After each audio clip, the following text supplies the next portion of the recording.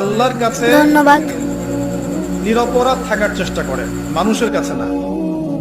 আল্লাহর কাছে ফেয়ার থাকেন, আল্লাহর কাছে আপনি নিষ্পাপ থাকার চেষ্টা করেন, মানুষের কাছে না।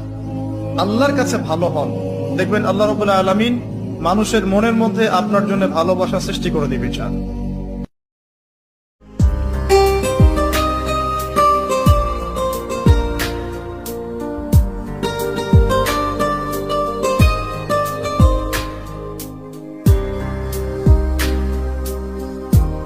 আমি আমার লাইফে যা যা হারাই ফেলছি, আমি বিশ্বাস করি এটা আমার জন্য পারফেক্ট ছিল না, দ্যাটস ওয়াই আপনি আমাকে দেন না।